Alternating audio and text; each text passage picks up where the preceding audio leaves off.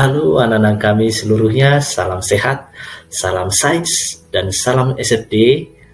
Pada kali ini kita akan melanjutkan materi kita yaitu tentang gerak lurus beraturan. Namun perkenalkan, saya Berton B. Silalahi, guru IPA terpadu yang akan membawakan materi kali ini. Oke, baik. Kalau berbicara tentang gerak lurus, mungkin anak-anak kami sudah sering mendengarkan konsep gerak, dan di sini fokusnya adalah gerak lurus beraturan. Nah, apa yang dikatakan dengan gerak lurus beraturan?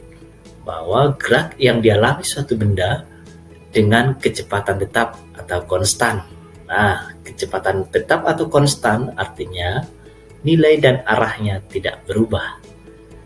Kecepatan tetap tidak sama dengan nol. Ingat ya, kecepatan tetap atau konstan bukan berarti sama dengan nol.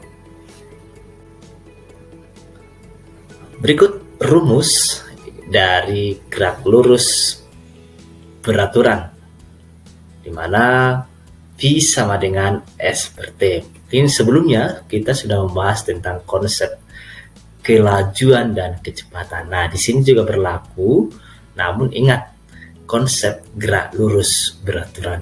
Nah, di sini V adalah kecepatan atau kelajuan, di mana satuannya adalah meter per sekon. Kemudian S adalah jarak, di mana satuannya adalah meter. T adalah waktu, di mana satuannya adalah sekon atau detik. Selanjutnya kita membahas tentang grafik yang terjadi pada gerak lurus beraturan.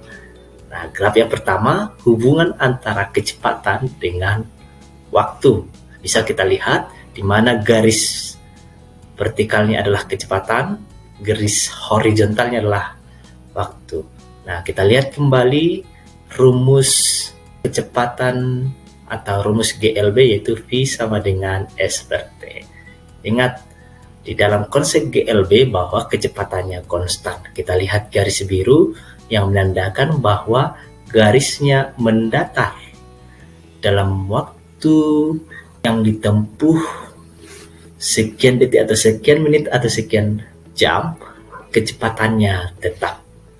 Itu arti dari garis biru ini yang menunjukkan dia posisi mendatar. Oke, jadi kalau ada nanti anak-anak kami melihat grafik yang bentuknya seperti ini, ingat ini hubungan kecepatan yang waktu, berarti ini adalah grafik GLB. Selanjutnya, untuk grafik yang kedua, hubungan jarak dengan waktu, di mana garis vertikalnya adalah jarak, kemudian garis horizontalnya adalah waktu. Nah, kita lihat garis birunya membentuk diagonal atau garis miring. Apa arti dari grafik ini? Dapat kita artikan bahwa semakin lama waktu benda bergerak, maka jaraknya juga semakin besar atau semakin jauh yang ditempuhnya. Demikian arti dari grafiknya. Kalau ada anak-anak yang menemukan grafik seperti ini, berarti ini menunjukkan grafik GLB. Oke, baik. Ada dua grafik yang kita bahas di sini. Grafik pertama hubungan kecepatan dan waktu, kemudian grafik kedua hubungan jarak dengan waktu. Namun ini sangat perlu anak-anak kami ketahui untuk membantu menyelesaikan sebuah kasus. Maka silahkan dipahami bagaimana cara membaca grafik. Oke, selanjutnya kita membahas contoh soal tentang GLB.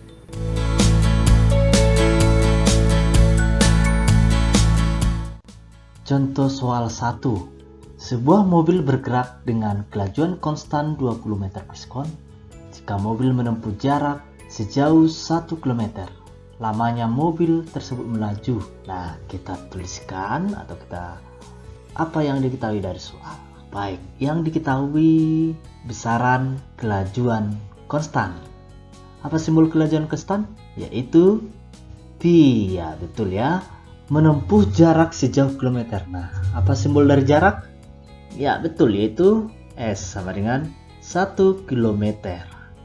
Nah, kalau kita lihat di sini ada kilometer, di sini ada meter.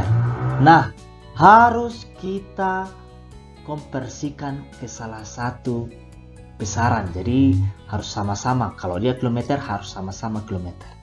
Nah, supaya lebih gampang nanti dalam perhitungan kita ubah saja kilometernya ini ke meter. 1 kilometer sama dengan berapa meter? Itu 1000. Lamanya mobil tersebut melaju. Nah, kalau dikatakan lamanya berarti itu berbicara tentang waktu ya. Itu disimbolkan dengan T, time ya. Maka yang kita cari di sini adalah berapakah waktunya. Maka untuk menentukan waktunya kita harus ingat kembali rumus awal. Apa itu rumusnya? Yaitu S sama dengan P dikali T. Ya, betul ya. Nah, bagaimana kalau ditanya ini? Nah, apa rumusnya?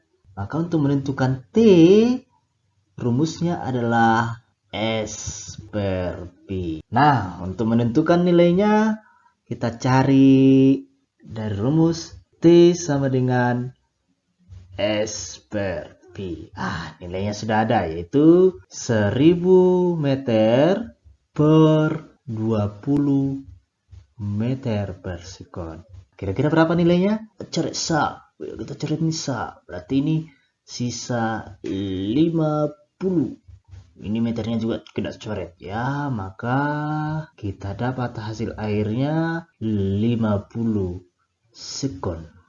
Nah, inilah cara pengerjaan soal nomor 1. Nah, untuk nomor 2, silakan dicoba. Jawabannya bisa diketikkan di kolom komentar. Demikian pembelajaran kita. Untuk menguji kemampuanmu bisa mengerjakan soal-soal yang ada di LMS. Harapannya anak-anak kami dapat memperoleh nilai yang sempurna. Selamat mengerjakan.